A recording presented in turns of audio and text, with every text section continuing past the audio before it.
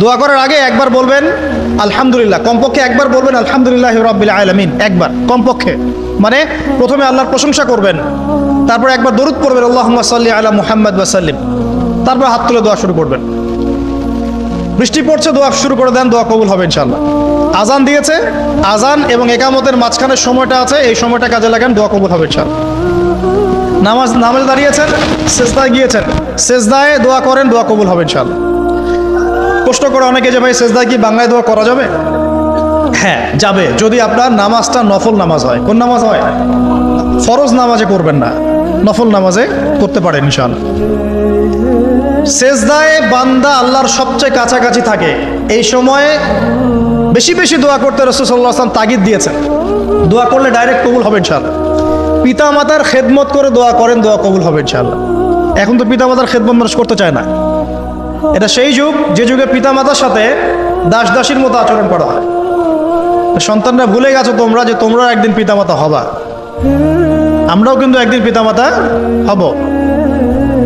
যারা বিয়ে শাদী করেছে, সন্তান সন্ততি হয়েছে, তারা জানে এই যে প্রসব বেদনার একটা সেকেন্ড, এক মিনিট প্রসব যে বেদনা মায়ের হয়, এর ঋণ আমরা সারা জীবনে শোধ করতে পারবো না।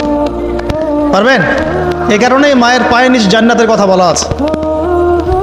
মাদের সম্মান আল্লাহর কাছে অনেক বেশি, মেয়েদের সম্মান অনেক বেশি। এই নারীবাদী ফ্যামিলিস্টরা যা বুঝিয়েছে, ইসলাম এমন নয় তো। ইসলাম এমন নয়, ইসলামে মেয়ের মর্যাদা সবচেয়ে উপরে। সেই মেয়েদেরকে আমরা এখন কি করেছি? কাপড় চোপড় সব কমিয়ে কমিয়ে বেপর্দা করে রাস্তায় নামিয়ে দিয়েছে। যদি একটা মানুষ নিজের সম্মান না বোঝে, তাকে সম্মান কেউ দিতে পারে? নিজেকে চিনতে শিখুন। আমাদের সম্মান আল্লাহর কাছে অনেক বেশি। এটা বলছিলাম প্রিয় ভাইরা, মায়ের পায়ের নিচে আল্লাহ পাক সন্তানের বেহেশতের কথা বলেছে। মা বোনদেরকে 4টা কাজ করতে বলো, অনলি 4টা কাজ। 5 ওয়াক্ত নামাজ যদি ঠিকমতো পড়তে পারে, 1 নাম্বার। 2, রমজান মাসে রোজা রাখে। 3 নাম্বার, পর্দা ঠিকঠাক মতো করে। আর 4 নাম্বার, স্বামীর আনুগত্য করে।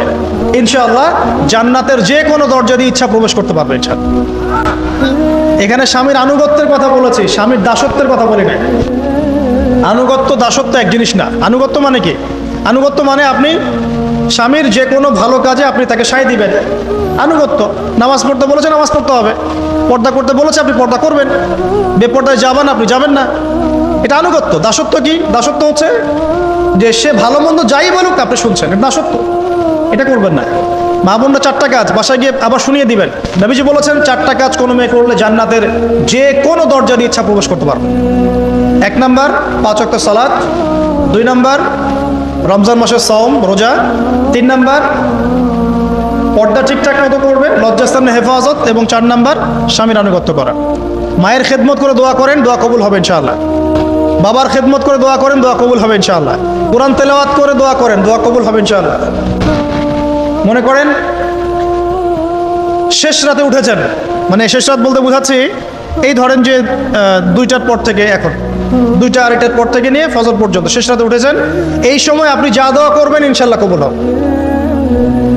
হ্যাঁ, বলতে বাধ্য হচ্ছি, এখনকার তরুণ সমাজ ওই 2টা 2:30টার দিকে ওই যে কার কার খেলা থাকে, ওই খেলাগুলো দেখার জন্য ওঠে, তাহাজ্জুদ পড়ার জন্য উঠতে পারে না। অথচ আল্লাহ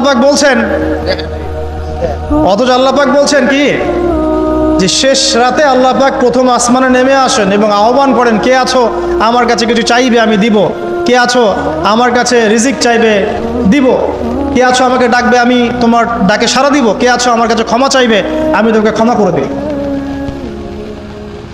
প্রিয় যুবক ভাইরা, আল্লাহকে মূল্যায়ন করতে শিখুন। এই সময়গুলোতে দোয়া করলে ইনশাআল্লাহ তাআলা আপনার দোয়া কবুল হবে ইনশাআল্লাহ। সবচেয়ে ইম্পর্টেন্ট হচ্ছে একটা, যেটা আমরা প্রত্যেক দিন পড়ি, প্রায় 17 রাকাত নামাজ পড়ি আমরা, ফরজ নামাজ। শুধু ফরজ নামাজের কথাই বলছি। এখানে আপনি 34টা সেজদা করেন। 17 রাকাত ফরজ, 34টা সেজদা করেন। প্রত্যেক সেজদায় যদি একটা করে দোয়া করতে পারেন ইনশাআল্লাহ আল্লাহ আপনার দোয়া করবেন। দোয়া